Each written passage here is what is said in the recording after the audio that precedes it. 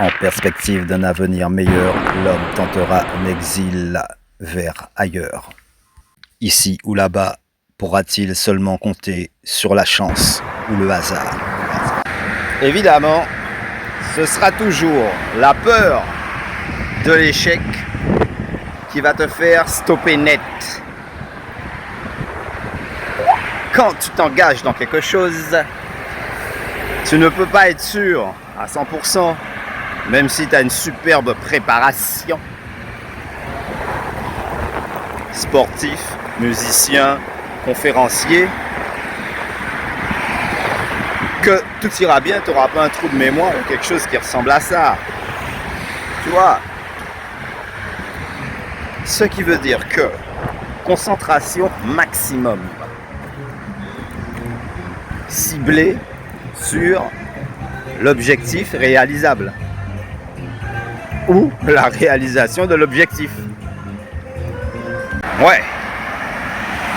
Beaucoup sont partis là-bas pour les études. Certains ont superbement bien réussi, d'autres ont lamentablement échoué. Parfois à cause d'eux-mêmes, parfois facteur extérieur, facteur X, et d'autres fois manque de chance tout simplement. Mais la plupart du temps, si tu joues bien ton jeu, tu restes dans tes cordes, dans tes objectifs, généralement tu réussis haut les mains. Surtout dans ces grands pays-là où quand même, professionnellement parlant, tu as quand même plus de choix, d'activités, de divers métiers que tu peux aborder.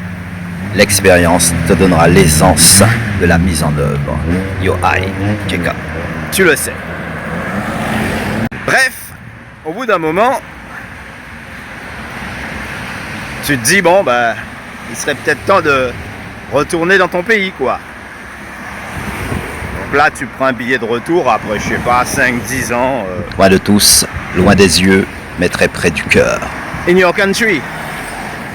Et là, tu rencontres des gens qui vont te dire, mais mec, pourquoi tu veux retourner au pays puisque tu étais là-bas, il y avait tout, tu avais du boulot, tu avais, je sais pas, peut-être copine, enfant, bref, et tu décides de, on va dire, tout claquer pour retourner au pays dans la galère. En gros, hein, on le sait. Alors, l'introspection, la voici. Quand tu es au pays, tu pars ailleurs, raison professionnelle, études, nos problèmes. Tu réussis bien là-bas, tu t'es fait, je sais pas, un peu d'économie, quelques amis, etc. Tu as même peut-être créé une vie de famille.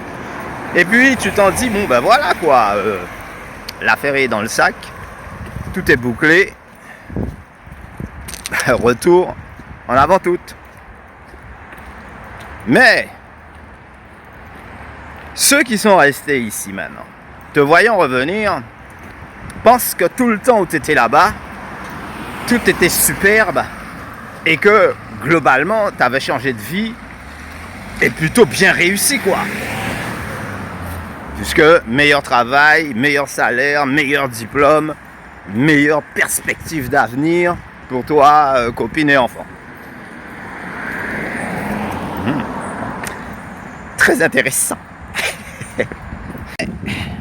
Qu'est-ce qu'on vient pas te raconter? Entourage, voisinage, famille, camaraderie, connaissances diverses. Que t'es retourné au pays dans la misère, dans la galère, ou après tout ce que les gens t'ont fait subir, tu es revenu, de prendre le reste, quoi. Ah oui, mais si tu reviens un petit peu plus fort et mieux organisé, à mon avis, c'est ceux qui te pétaient les blonds becs qui risquent de s'en prendre plein la boule à facettes. T'as réussi. T'étais pas clochard là-bas. Peut-être t'as étudié, t'as fortifié ton esprit à tous les niveaux, t'as pris de l'assurance, puisque bon, t'as frôlé le danger, etc. T'as pris tous les risques. Donc là, c'est plus le même homme, hein. C'est plus celui, le petit gars qui doutait, qui savait pas trop. Bien que ça n'a jamais été le cas, mais on va dire ça. C'est pour ça que je te dis, beaucoup te souhaitent pas du bien, ils te regardent là, c'est pas pour ton bien qu'ils veulent. Et je parle dans le cercle familial, camaraderie, voisinage, entourage, voire même collègues de boulot ou anciens potes, anciennes connaissances, etc., filles ou garçons. C'est comme ça. Alors fais gaffe à toi, man. Ok. Et donc, je suis content de retour au pays, quoi. Et là, tu tombes sur des numéros 0, des têtes de gondole, mais alors déformées. Hein. Boscaf qu'on dit en créole. Donc les mecs, ils ont trouvé normal que tu quittes ton pays pour aller t'aventurer là-bas, même si tu avais toutes les meilleures raisons du monde.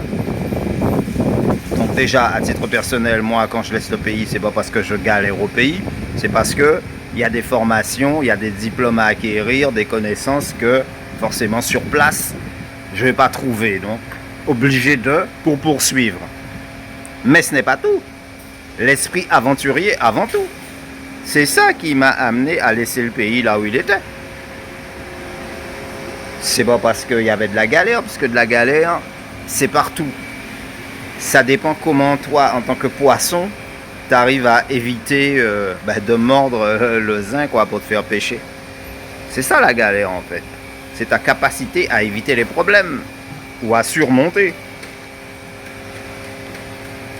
Donc le pays, il n'a rien du tout. T'iras ailleurs, ce sera peut-être pas mieux. Là où tu vas trouver des avantages, il y aura aussi des inconvénients qui vont avec. Tu vois, et tout ce que tu acquiers en ta possession, tu dois t'en occuper. Parce que il y a l'entretien et l'utilité aussi. Pas courir derrière des futilités et puis dire après, ouais, j'ai dépensé pour rien, maintenant ça me sert à rien. Fallait réfléchir avant. Voilà. Comme ça, il y en a beaucoup qui partent sans avoir pris. Ils n'ont pas l'esprit aventurier, ils n'ont pas l'esprit du conquérant, comme dirait Guillaume Tell.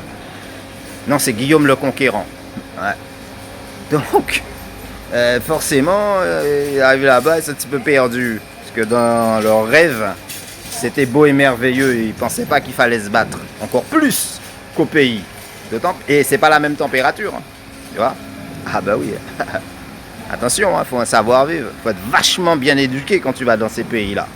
Va pas aller, je sais pas, toutes tes forces, etc., faire ton mal élevé et prendre les mauvaises manières des gens au pays pour aller le distiller ailleurs, hein, que ce soit en francophone ou en anglophone. Hein.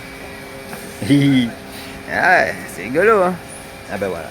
Et les voilà en train de te dire que qu'est-ce que tu es venu chercher si tu n'étais pas déjà trop bien là-bas pour oser retourner au pays.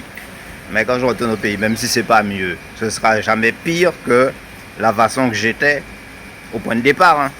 Quand bien même que je serais revenu à 0 centime, à partir du moment que je suis au pays, moi je suis le roi. Hein. Argent ou pas argent, hein. Bien-être ou pas bien-être. Et c'est ça que les gens ils voient pas.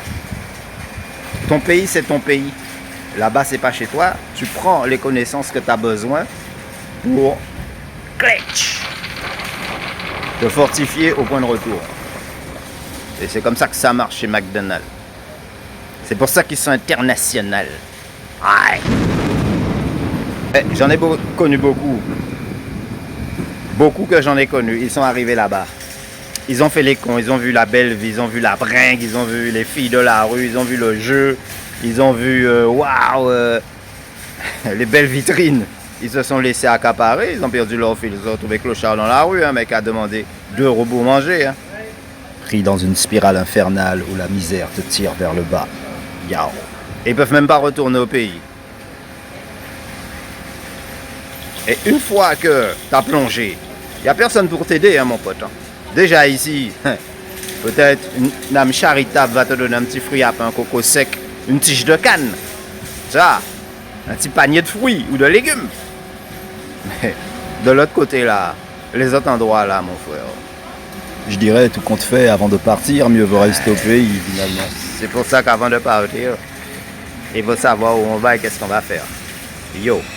Alors quand il te pose de telles questions, toi-même tu es un petit peu perdu parce que globalement, ta famille t'a laissé quelque chose. Même si c'est une petite caloche à poule, ou bien, tu vois, il faut que tu t'en occupes. Et s'ils sont déjà vieux, parce que t'es parti, t'es resté 10 ans, quand tu reviens, ils sont affaiblis, hein, les parents. Ouais, et des fois, ils ont passé des mauvais caps en ton absence, et tu les retrouves un petit peu mental à plat, hein. Alors tu dois, tu vois, refaire tout le travail. Et il y en a beaucoup qui ne pensent pas à ça, hein. C'est quand les enfants partent, eux-mêmes ils font des enfants, ils sont intégrés dans un mode de vie là-bas, ils se disent mais non, par rapport à leurs enfants, ils peuvent même plus retourner au pays. Et puis de toute façon, ils n'ont pas eu d'attache. Au moment où ils étaient au pays, il n'y a rien qui les retenait là vraiment. Tu vois, c'est leur seul objectif, c'était partir, ne plus revenir ou en gros, sauf en vacances. Ouais, mais en attendant, ce que ta famille t'a laissé, tu t'en occupes pas. Et tu oublies que les parents ont en faiblesse, en âge avancé si tu veux. Tant qu'ils ne sont pas malades plus que ça.